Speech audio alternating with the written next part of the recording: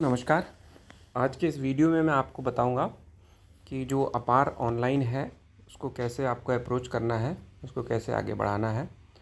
सबकी प्रीफिक्सिंग कर दी गई है जिसमें रिपोर्टिंग ऑफिसर, रिव्यूइंग ऑफिसर और एक्सेप्टिंग ऑफिसर डिसाइड कर दिए गए हैं। वो डिपेंड 90 डेज़ का जो क्राइटेरिया है मिनिमम होना चाहिए, उसके आधार पर ये किया गया है। तो आपका जो अपार है वो एक सेगमेंट में भी हो सकता है, 2 सेगमेंट में भी हो सकता है, 3 सेगमेंट में भी हो सकता है, 4 सेगमेंट में भी हो सकता है।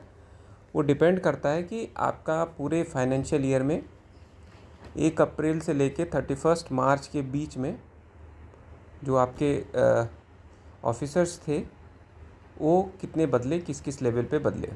तो चलिए देखते हैं उसमें आपको कैसे करना है। आप देखते हैं, आपको लॉगिन कर लेना है मानव संपदा पोर्टल पे। इसके बाद आपको ACR/अपार वाले ऑप्शन में अपार के ऑप्शन पे क्लिक करना है। जैसे ही APAR के ऑप्शन पे जाएंगे तो आपको ये वाला अपार मैनेजमेंट का एक ऑप्शन दिखेगा विंडो। इसमें आप देखिए सबसे लेफ़्ट में येलो जो कलर का बॉक्स है, व्यू/फिल सेल्फ अप्रेजल में जाना है। उसको जैसे ही आप क्लिक करेंगे तो आपके सामने ये इस तरह का कुछ दिखेगा। देखिए इसमें क्या है, एक चीज़ जो नोट करने वाली चीज़ है, इसमें आप देखेंगे दो लाइनें हैं ऑनलाइन फिल सेल्फ अप्रेजल करके। तो इसमें ये चीज़ समझने वाली है कि 23-24 की 2 CR 2 अपार जो हैं बने हुए हैं।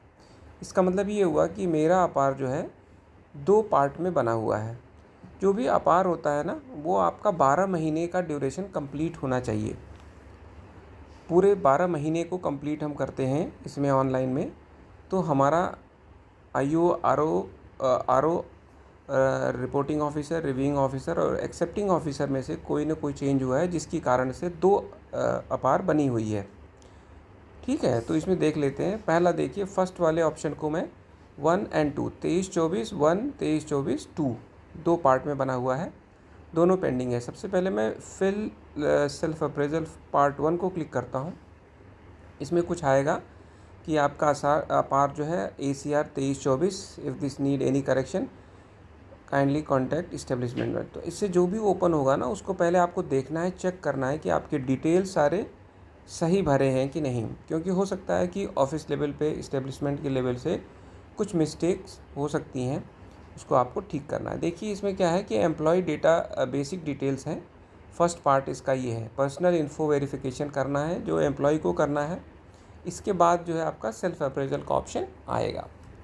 तो इसमें क्या है कि आपका नाम देख लीजिए, ठीक है, आपका ही EHRMS कोड है, आपका पदनाम, कब से कब का ड्यूरेशन, ये बहुत इम्पॉर्टेंट है।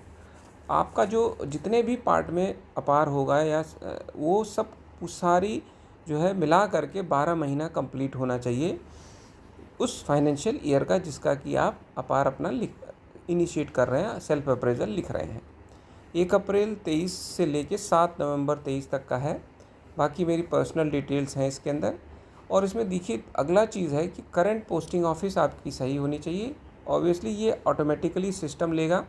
अगर आपका मानव संपदा पोर्टल, इसमें ये बात इम्पॉर्टेंट है कि आपका अगर मानव संपदा पे डिटेल्स जो हैं वो सही भरे हुए हैं तो बहुत सारी चीज़ें बाय डिफ़ॉल्ट इसमें ठीक होंगी, लेकिन वहाँ अगर कोई गलती है तो भी यहाँ पर गलती होने की संभावना है। दूसरा ये है, अगला पॉइंट डेजिग्नेशन ड्यूरिंग अपार क्या है वो लिखना है आपको। इसके बाद जो ये पोस्टिंग ऑफिस, अब इसमें देखना है आपको कि पोस्टिंग ऑफिस ड्यूरिंग अपार पीरियड। तो अपार जब जिस ड्यूरेशन में 1 अप्रैल 23 से 7 नवंबर 23 के बीच में कहाँ पर पोस्टिंग थी, उस ऑफिस को जानना आपको ज़रूरी है, कि चेक करना है कि ये सही है। ये इसलिए बहुत महत्वपूर्ण है क्योंकि कुछ लोगों में ऐसा भी होगा कि ये अदर डिस्ट्रिक्ट की भी ये होगी। जैसे हो सकता है कि आपने एक ही साल की कुछ पार्ट में किसी और डिस्ट्रिक्ट में सर्विस की हो और इसके बाद आपका ट्रांसफ़र होकर के आप किसी और डिस्ट्रिक्ट में आए। तो उस स्थिति में इस तिथि का जो अपार की रिपोर्टिंग अवधि है, उस अवधि में जहाँ भी थे उसको आप यहाँ से एडिट कर सकते हैं। एडिट करने के लिए आपको office state department Uttar Pradesh जैसे है, उत्तर प्रदेश में आपने सेलेक्ट कर लिया। इसके बाद डिपार्टमेंट एनिमल हस्बेंड्री या जो भी आपका डिपार्टमेंट है उसको सेलेक्ट कर लिया। इसके बाद ऑफिस लेवल, जहाँ पर आपकी पोस्टिंग थी वहाँ पे कहाँ पर थी, फील्ड ऑफिस थी। फील्ड ऑफिस में किस डिस्ट्रिक्ट के फील्ड ऑफिस में थे आप, जिस भी डिस्ट्रिक्ट ऑफिस में थे आप, वहाँ के ऑफिस का वहाँ के हॉस्पिटल्स आ गए। तो ये आपको सेलेक्ट करना है। तो इससे क्या होगा कि आपकी वो चीज़ पक्का होनी चाहिए कि ये कहाँ पर आपने नौकरी की है, क्योंकि बहुत बार ये देखने को मिला है कि बाय डिफ़ॉल्ट आपका प्रेजेंट जो है वही हर पार्ट में वही हॉस्पिटल का नाम पड़ा हुआ है। तो ये चीज़ ध्यान दें आप लोग, ये बहुत ही ज़रूरी है जिसको कि आपको पता होना चाहिए, नहीं तो फिर वो गलत रिपोर्टिंग हो जाएगी। इसके बाद अगला पॉइंट है कि आपके जो प्रतिवेदक अधिकारी हैं, असेसिंग ऑफिसर हैं, रिव्यूइंग ऑफिसर हैं, एडी, इसके बाद एक्सेप्टिंग ऑफिसर, डायरेक्टर, तो ये इन लोगों का नाम चेक करना है कि उस दौरान ये लोग ही आपके थे या नहीं थे। ये पता होने के बाद आपको नीचे जाना है। नीचे जा कर के एक वैलिडेट करना है इन सब चीज़ों को, आपको इसको टिक करना है अंडरटेकिंग को। इसके बाद वैलिडेट डिटेल्स का आपको इसको सबमिट करना, तभी आप अप्रेजल में जा पाएंगे। ठीक है, जैसे ही आप इसको क्लिक करेंगे आपके पास मैसेज आएगा कि details can not be modified after validation, are you sure, okay. जैसे ही आप ओके कर दिए आप आगे चले जाएंगे अगले सेगमेंट में, जहाँ पर कि आपको अपनी अप्रेजल भरनी है।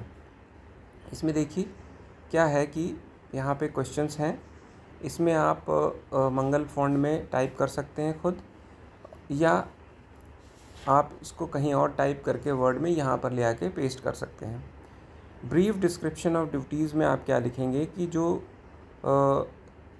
इसके बाद इसके बाद स्पेसिफाई टारगेट्स हैं, स्पेसिफाई अचीवमेंट्स, आपने कोई उपलब्धि की है, कोई ऐसा काम जिस पे आपने बहुत ज़्यादा सिग्निफिकेंटली हायर अचीवमेंट्स हैं, और कोई मेजर एक्टिविटी आपने करी है, शॉर्टफॉल, कोई कमी, और किसी ट्रेनिंग की ज़रूरत है। और इसके बाद लास्ट क्वेश्चन जो है इसमें ये है कि आपने इमूवेबल प्रॉपर्टी रिटर्न भरा है कि नहीं। अगर नहीं भरा है तो कारण क्या है, और अगर भरा है तो उसकी डेट क्या है।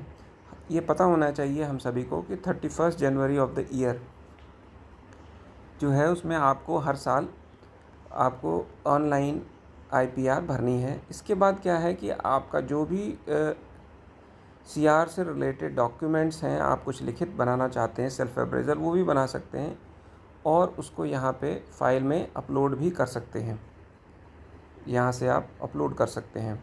इसके बाद सेव एज ड्राफ्ट हो जाएगा वो, और जब आपको कंफर्म हो जाए कि आपने सारी चीज़ें भर ली हैं, इसके बाद सीधे आप यहाँ पे submit to reporting officer click करना है।